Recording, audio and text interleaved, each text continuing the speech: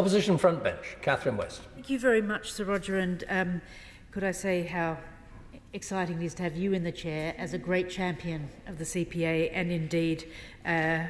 hosting a visit from another speaker just this week, who of course is such Speaker of the Cyprus Parliament, of course is a great supporter of the Commonwealth, and just the opportunity that gave us to renew our efforts to establish a peace deal in Cyprus. And that just gives a tiny taste of the importance of this network to us all. Many of us have benefited from the work, either going on outbound delegations or having visiting delegations here in Westminster. It's absolutely crucial that we support the government to get this important legislative change through. And for those who also work tirelessly behind the scenes, supporting the workings of Parliament throughout the Commonwealth, our clerks, for example, spreading best practice and talking about those key values that we all share: good governance, democracy and human rights. Of course, the member for Dundee has given a very good example today of the challenge on LGBTQ, and thank you very much for that. I'm also very keen to put on record that Labor really is very keen to have the CPA headquartered here in Westminster. We think that's right and proper, of course, and we do also agree that being the mother of all parliaments gives us a wonderful track record to promote that. Our way of doing things, the fused legislative and executive system, is commonly known, of course, as the Westminster system, having grown up with it myself down under, and of course proud of the CPA's ongoing role in bringing together and liaising between the parliaments of the Commonwealth family from the very building which inspired the way most of the Commonwealth is governed today. Indeed, the debate today has been a great opportunity to praise the Commonwealth more widely as the modern institution which it now is, and we can all be proud of. And just this week, in addition to the visit from the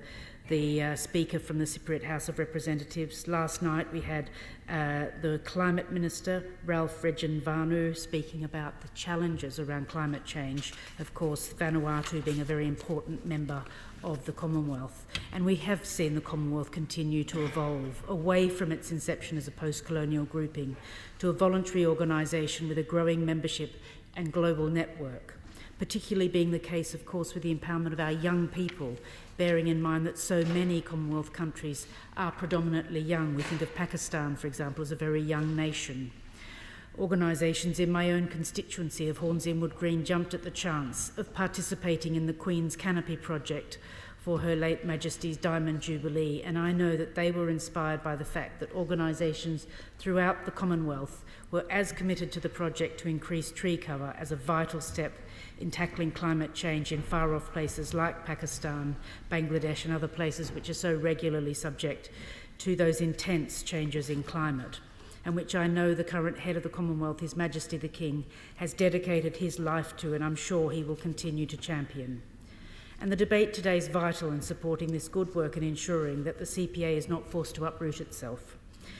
Concerns have been raised today about whether the CPA as a UK-registered charity is an appropriate form to continue to support the disparate nature of the Commonwealth and the competing needs and engagement of the parliaments of which it champions. And this has been raised at the highest levels. I know that the Secretary-General of the Commonwealth, Baroness Scotland, has been pressing for a change in status and has been vocal in the need for the coming CPA conference in Ghana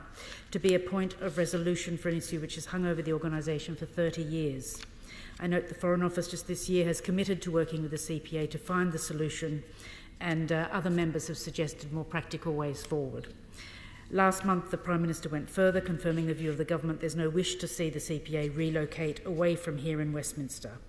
And as has been noted in the debate, our French partners have addressed a similar issue with a francophone version of the CPA, and I urge the Minister to outline if there's any further update from what the Prime Minister told the House last month, and indeed at Prime Minister's questions just the week before last, to signal how the government intends to sort the issue out. Very briefly to conclude, Mr Deputy Speaker, just to put on record as women in Parliament how important the work is, and it's terrific that both the IPU and the CPA are both chaired by women here in our Parliament, and I know how encouraging it is when we have those delegations and how much can be shared